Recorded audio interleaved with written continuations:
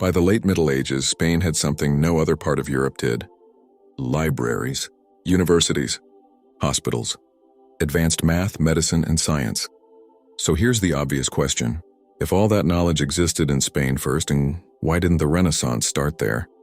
The answer isn't intelligence, it isn't religion, and it isn't a lack of creativity.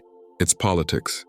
By the time Europe was ready to absorb this knowledge, Spain was losing the one thing that made everything work: unity. Al-Andalus had already fractured into rival states. Power was divided. Long-term investment became harder to maintain. Knowledge still existed, but it was no longer protected by a strong, unified system. Meanwhile, another region was quietly becoming ready: Italy. Italy didn't have a single king. It didn't have an empire. What it had were city-states, places like Venice, Genoa, Florence, and Milan, rich from trade and competing with one another.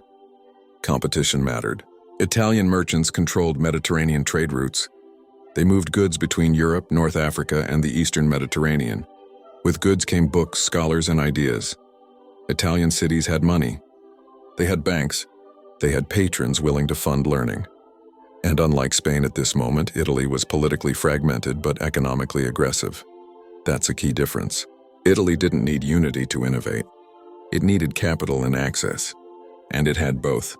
Scholars trained on texts preserved in Spain found homes in Italian universities. Medical knowledge entered Italian hospitals.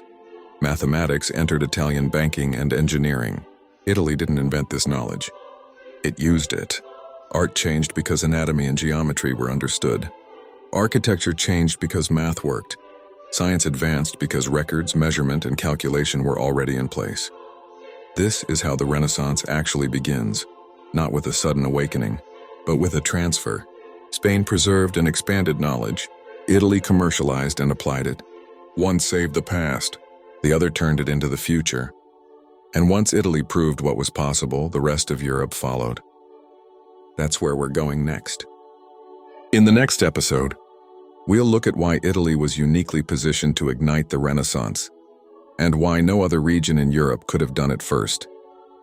If you enjoyed this trip down the rabbit hole, don't forget to like, share, and subscribe to Smart History for Dumb Times.